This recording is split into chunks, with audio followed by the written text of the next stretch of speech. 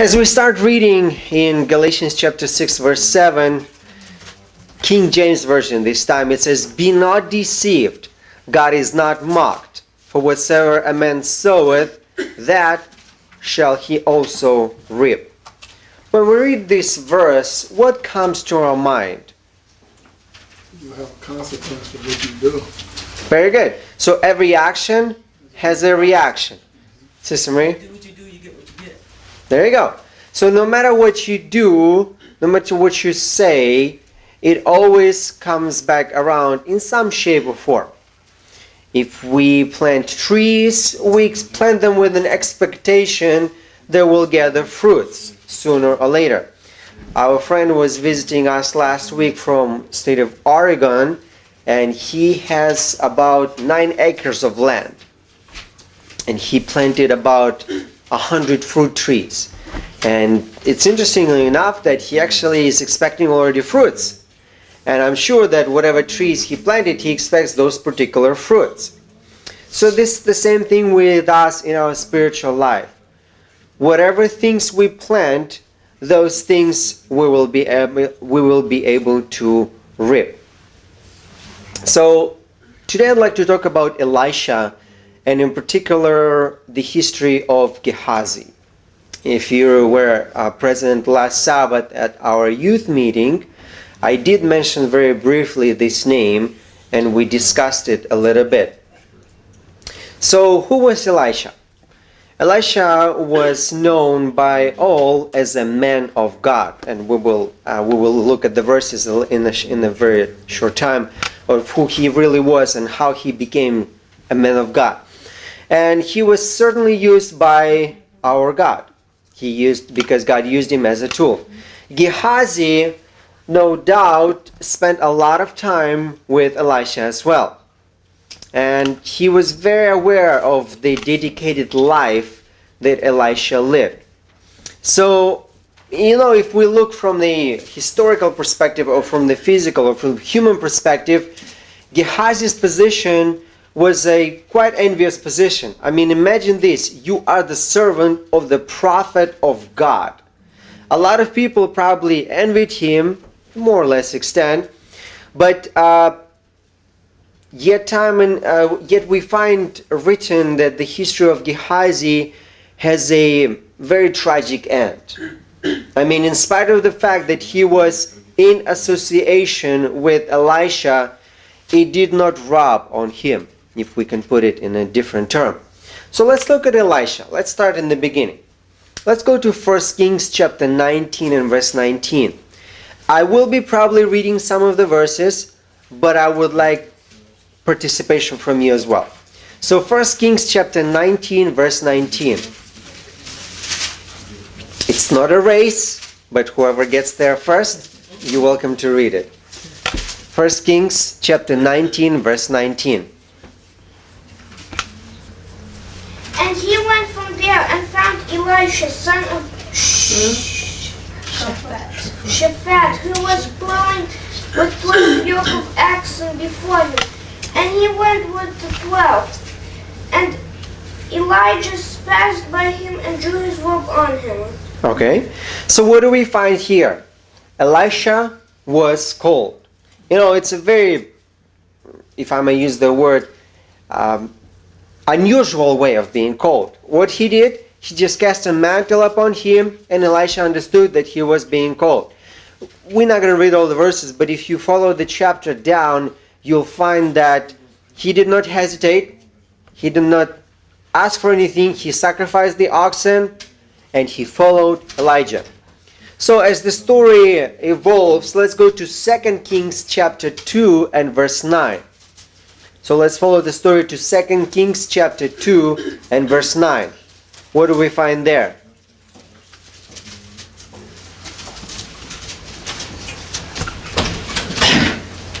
And it came to pass, when they were gone over that Elijah said unto Elisha, Ask what I shall do for thee, before I be taken away from thee.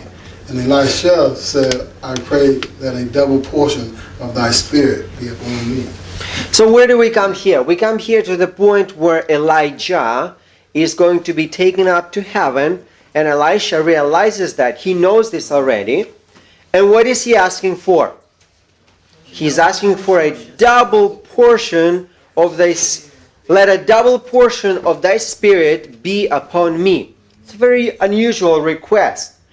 But if you follow the prophets and kings, you'll find that Elisha realized what kind of responsibility is going to be resting upon him to bring down the people from idolatry where they were to that level where God wanted them to be. So he realized that only with a double portion of blessings he was able to accomplish this work. And what happens in verse 11? The same chapter, 2 Kings chapter 2 and verse 11. What happens there? And it came to pass, as they still went on and talked, that, behold, there appeared a chariot of fire and horses of fire, and parted them both asunder. And Elijah went up by the whirlwind into heaven. All right, so what do we find here? Elijah being transferred into heaven. Elisha was a witness. The following verse says that he dropped his mantle. Elisha picked it up. If you follow the story, it goes to tell us that Elisha hit the water departed, and Elisha knew that the Spirit of the Lord was upon him. So this is a story of a master and apprentice. But if we follow the Bible to 2 Kings chapter 5, we're not gonna read that right now, but we find that Gehazi's relationship with Elisha was very similar to the relationship of Elisha and Elijah. He was a wandering apprentice. He was there when Elisha visibly demonstrated that God of Israel was the completely other and not to be compared to Baal or any other gods. So, going into the story of where Elisha and Gehazi started their partnership, let's go to 2 Kings chapter 4, verses 27 through 29. 2 Kings chapter 4, verses 27 through 29.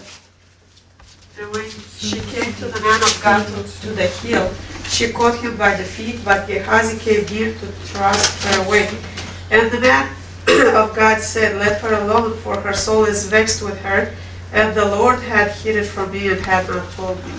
Then she said, did I desire a son of my Lord? Did I not say, do not deceive me? And the 29 or just 29? Verse 29 as well. Okay. Then he said to Gehazi, gird up thy loins and take my staff in thine hand and go thy way. If thou meet any man, salute him not, and if any salute thee, answer him not again. And lay my staff upon the face of the child. All right. So what is happening here? If you read the beginning of the chapter 4, we find that the Shulamite woman, she encouraged Elisha to stop by. She built him a room where he would come, he would rest. And in this instance, in the previous instance, Elisha promised her a son. So the son was born, he grew, but he fell sick and he died. And what's interesting here, it starts describing who was Gehazi. Look at verse 29. It says, and when she came to the man of God to the hill, she caught him by the feet, but Gehazi came near to thrust her away.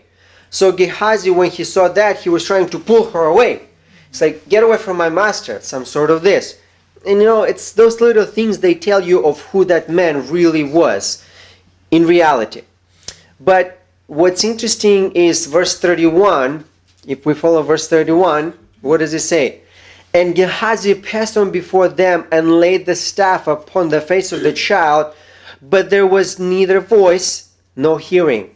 Wherefore he went up again to meet him and told him, saying, the child is not awakened.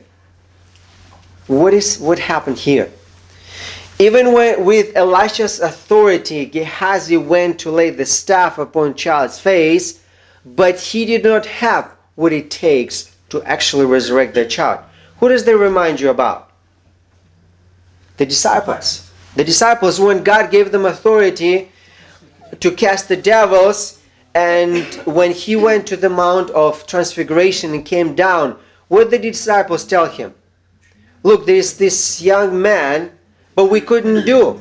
The devil did not listen to us. So, in this story, of course there are different separate stories, but the moral is the same. Something was missing. I mean, this man, he was a servant of Elisha.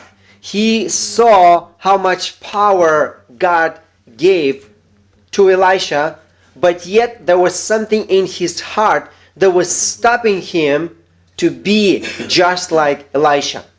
And that's a thought for us as well. So as we move on, let's go to 2 Kings chapter 5.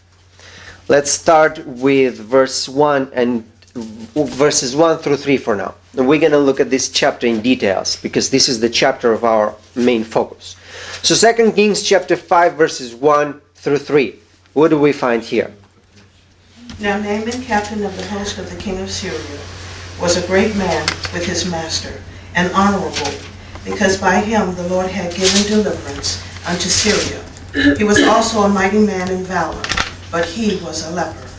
And the Syrians had gone out by companies, and had brought away captive out of the land of Israel a little maid, and she waited on Naaman's wife. And she said unto her mistress, Would God my Lord were with the prophet that is in Samaria, for he would recover him of his leprosy. Thank you. I'd like to read a comment to this. It says, a slave far from her home, this little maid was nevertheless one of God's witnesses, unconsciously fulfilling the purpose for which God had chosen Israel as his people. As she ministered in that heathen home, her sympathies were aroused in behalf of her master. And remembering the wonderful miracles of healing wrought through Elisha, she said unto her mistress, Would God my Lord were with the prophet that is in Samaria, for he would recover him of his leprosy. She knew that the power of heaven was with Elisha, and she believed that by this power Naaman could be healed. So it's a story within a story, sort of here happening. This little girl who was raised by her parents, she was taken captive. She did not forget what she was taught. She remembered very clearly who was Elisha and what kind of things he did. So in her captivity, she suggested to Naaman, through his wife, to go and see this man. What's interesting is that she suggested to go to a prophet. But Naaman, if you follow the verses, did not go to a prophet first. He went to the king. He went to the king. The king, what did he say? What am I? Am I a god? So Elisha sends a messenger to him and tells him, look, bring him to me. And let's see what God can do for him. So let's drop down to verses 9 and 10. 2 Kings chapter 5, verses 9 and 10. What do we find here? Yes, Andrew. So Naaman came with his horses and chariot, and he stood at the entrance of the house of Elisha. And Elisha sent a messenger to him, saying, Go, and you shall wash 7 times in the Jordan, which your flesh might be restored to you, and be clean. Okay. So this man, he comes and he expects a great company, naturally. But there's nobody there. Nobody meets him. He sends a messenger, which was Gehazi, who came out and told him what was the message from Elisha. So let's read verses 11 through 15 as well.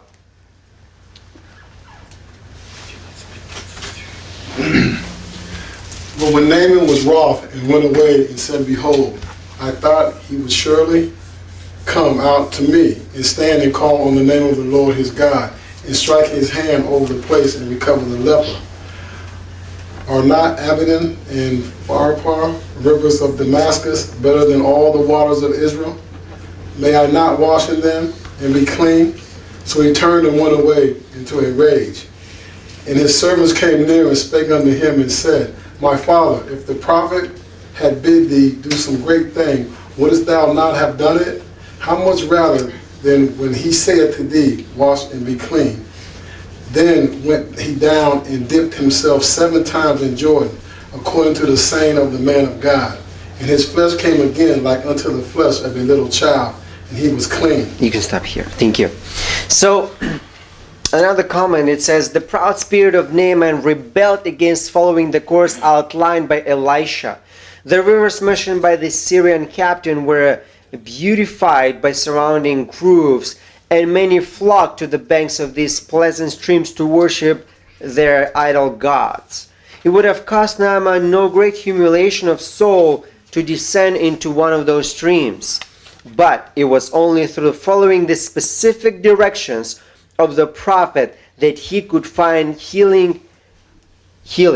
Willing obedience alone would bring the desired result. It was not about the surroundings. It was not about what he wanted to do, but it was more of what God wanted him to do. It was the pure obedience that led Naaman to be recovered. He did not believe.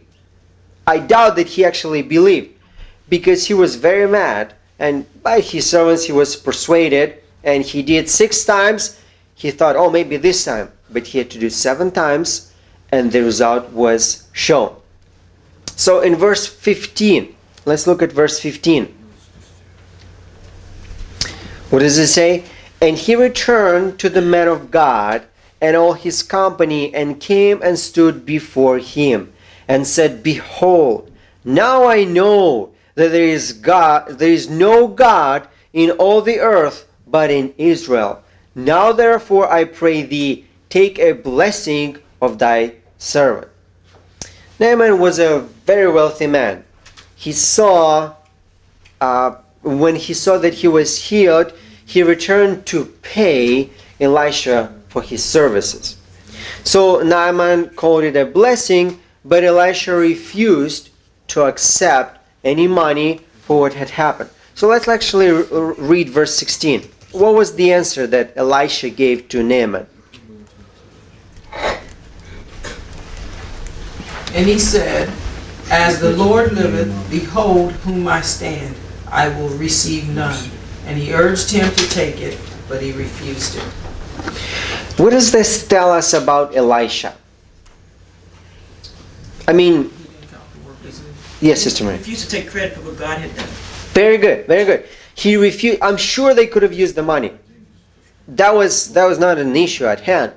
But he refused to take credit for what he didn't do. He allowed the credit to be given to God alone. So in this instance, we don't read much about Gehazi, how he reacted or what he saw or what he did. But as the story unwraps and Elisha and Naaman leaves Elisha without bestowing any gifts because Elisha clearly refused, the idea is born in Gehazi's head. And what happens next? Let's look at verses 20 through 23.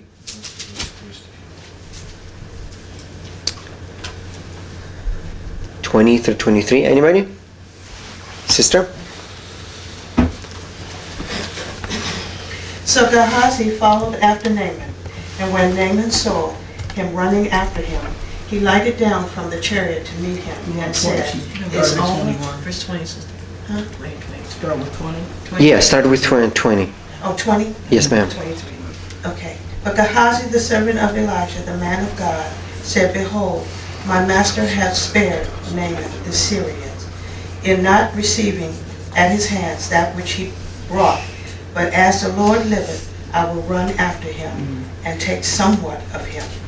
So Gehazi followed after Naaman, and when Naaman saw him running after him, he lighted down from the chariot to meet him, and said, Is all well? And he said, All is well.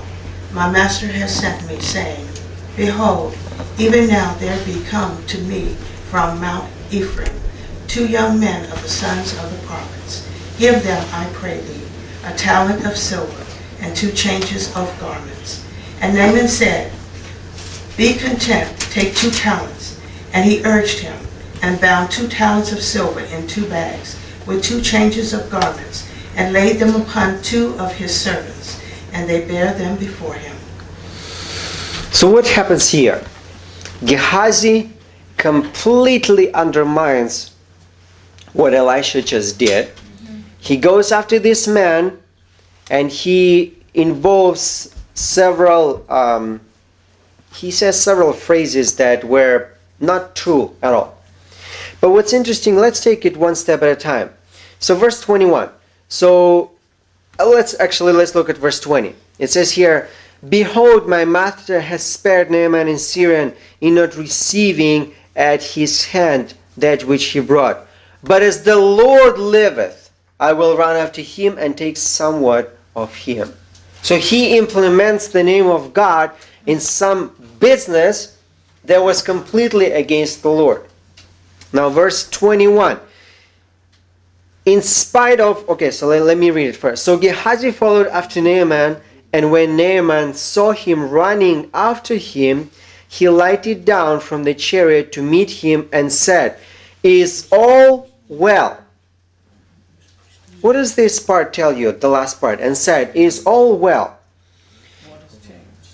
What has changed? Yes. But the way that I look at this verse is Naaman, who had no idea who God was, gave Gehazi a chance to stop what he was doing. You know, God a lot of times, He allows us to sort of step into the grounds that are forbidden, and He still tries to stop us. He sends people that are completely unaware of what they're doing or what they're saying, and they still try to stop us. So the question that was asked, is all well? Did I miss something, or did I not give something, or what's happening? So, and as the story unwraps, we find here, and he said, all is well. So he did not stop. He had a plan, and he wanted to execute. My master has sent me, line number 1, line number 2, saying, Behold, even now there came to me from Mount Ephraim 2 young men. Line number 3, of the sons of the prophets, give them, I pray thee, a talent of silver and 2 changes of garment. And Naaman said, Be content, take 2 talents. And he urged him, and bound 2 talents of silver in 2 bags with 2 changes of garments, and laid them upon 2 of his servants, and they bare before him. 2 talents, that's about 150 pounds worth of silver. I mean, that's a lot of money. So Gehazi had observed all that Naaman tried to do. And after he left to return to Syria, Gehazi went after Naaman. He manifested a covetous heart. And that covetous heart caused Gehazi to lie to Naaman, saying that Elisha sent him. He had a very spiritual reason to cover his lie with as well. Because what did he say? He said that 2 young men came and they in need of something. So Naaman, whose heart had been humbled by God only a short time before, who was at that moment so full of blessing of the Lord, was actually being seduced by the man who was servant to Elisha. By all means, Naaman was only too willing to give help to someone in the ministry. Another thought, it says here, Gehazi's sins were serious because the testimony of the Lord was directly and negatively affected. Gehazi defiled the Lord's work. Gehazi dishonored the Lord's servant, and Gehazi distorted the Lord's gospel. Gehazi's actions were not confined to his own private world, but affected others as well. They would not only discredit the testimony of the Lord in Israel, but would also disgrace the testimony of the Lord internationally. Gehazi's sins were very serious indeed. You know, on this thought, let us go to 1 Timothy chapter 6, verses 9 and 10. 1 Timothy chapter 6, verses 9 and 10. What do we find here? It says, "But they that will be rich fall into temptation and a snare, and into many foolish and hurtful lusts, which drown men in destruction and perdition. For the love of money is the root of all evil, which was some coveted after they have erred from the faith and pierced themselves through with many sorrows." All right. I'd like to read a different translation. It says, "Those who want to get rich fall into temptation and trap into many foolish and harmful desires that plunge people into ruin and destruction. For the love of money is the root of all kinds of evil.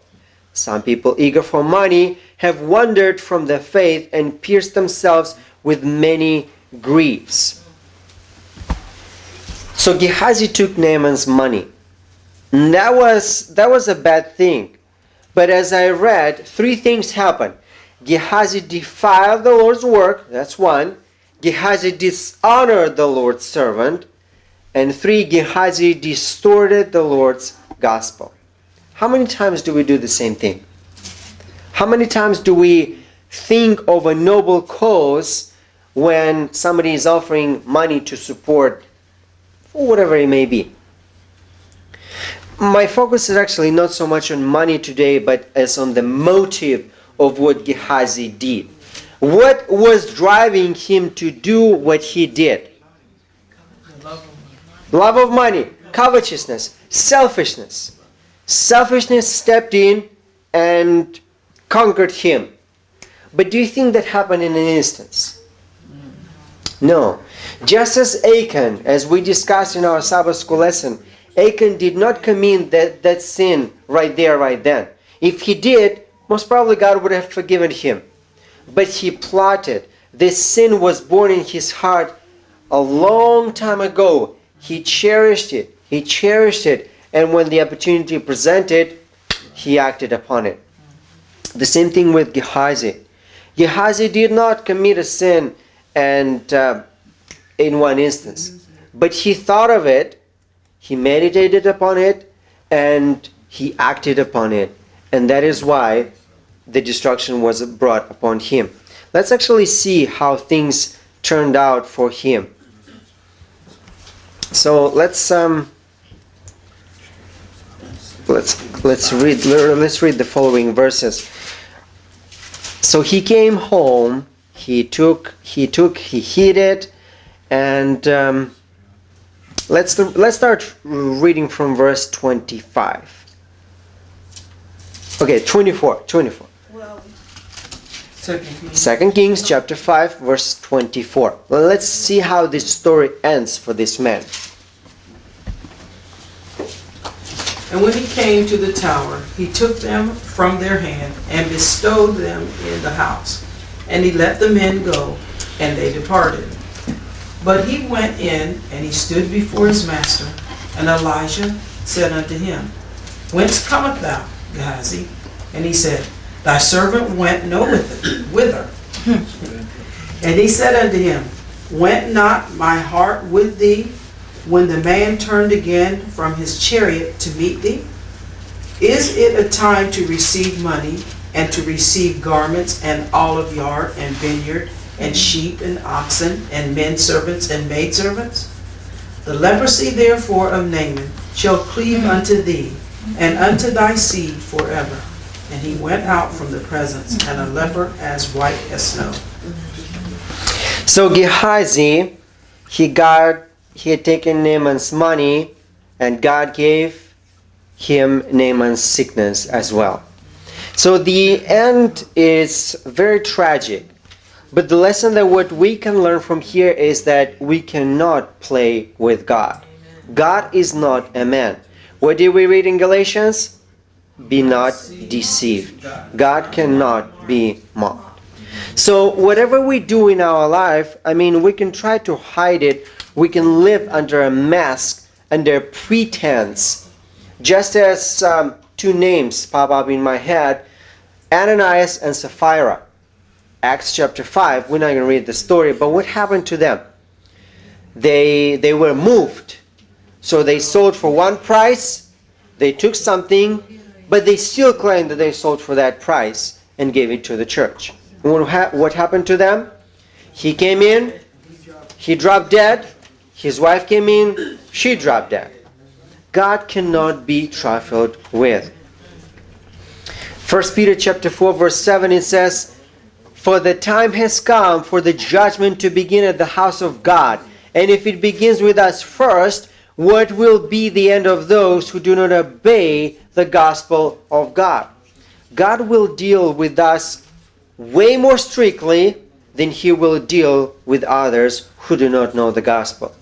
The responsibility upon Gehazi was a very great one. He did not just undermine Elisha. He lied to Elisha, but he undermined the whole message that was sent via Naaman. In the instance that was created by Elisha, when Naaman would come home and he was healed, people would say, "How much did you pay?" He could have said it was free. God healed me and I did not pay anything. But from what Gehazi did, he would say, "Oh, I paid only 2 talents for this. I mean, look at this. It's a great deal for me." So this whole gospel was undermined. It was not only done, the damage was not only done to himself and his family in Gehazi's case, but the damage was done to another nation as well. It is seldom that one sin will stand alone or be restricted in the range of transgression to one precept or to one prohibition of the moral law. There is ever a complication of disobedience which leads to the perverted conscience to a greater length of entanglement by entering the greater temptations and sinning more and more and more. Gehazi did 3 things. He lied about Elisha. He used the Lord's name to justify his cause. He lied about what Elisha said, and he lied about the cause that he wanted to use the money. The heart not given entirely to the control of Jesus Christ has a door open for Satan to enter, and the arch deceiver weaves about the soul's ingenious apologies in performing its hidden purposes of evil. All these excuses and pretensions are sin of God and are as spider webs in the eyes of him who never slumbers or sleeps. Oh, how readily will the human soul find poor and wretched excuses to deceive and cover up its own course of evil which it pursues. There is an exact judge who weighteth actions. He cannot be deceived, neither can he be mocked. He will one day strike off the covering, unveil the conscience, and sweep away the excuses as the smoke. One day we will answer for the things that we have done. Today we might get away with it. Gehazi did not get away. He was stricken right there, right then.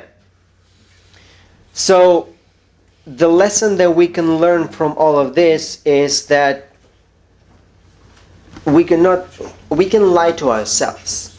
We can maybe even lie to others to a certain point or to a certain moment, but we can never lie to the Lord.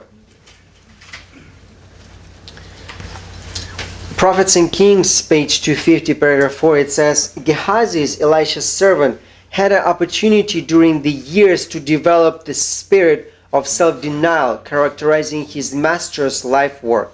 It had been his privilege to become a noble standard bearer in the army of the Lord. The best gifts of heaven had long been within his reach. Yet turning from this, he had coveted instead the base alloy of worldly wealth. So he did not use the opportunity just as Judas didn't use the opportunity. For 3 years, he has been with Christ. He had heard the message. He had seen what the Lord can do. But in the end, he still went his way. God is looking today for people like Elisha, men of authority, vision, integrity, and purpose, who will not succumb to the gifts and ways of men. Men who will lay a hold on God and who at all times will seek to walk in the word of truth. So as we pass on through our life, let us remember that there may be a Gehazi in our heart. We may be coveting or we may be wanting things that do not belong to us. And if we do not stop this, then one day we may find ourselves in the den of iniquity, where there will be no escape, where our soul will be doomed forever. God is calling us today softly and tenderly. He's knocking at the door of our heart, but there will come a day when God will stop knocking. And when that day comes, I'm sad to say, but there will be no escape for us anymore. So my wish and prayer today is, as we go through our life, remember that Gehazi had a chance. When Naaman asked him, "Is all well?" he could have still turned around and said, "I'm sorry to trouble you, never mind." He could have been saved. He had an opportunity to become a prophet after Elisha, but he squandered that opportunity for mere riches that brought him death, disgrace, and nothing else. So my wish and prayer, again, is let us answer the knock on the door of our heart, and let us let the Savior in so that he can purge that desire, whatever it may be for, but so that he can change it to the desire for good. Amen.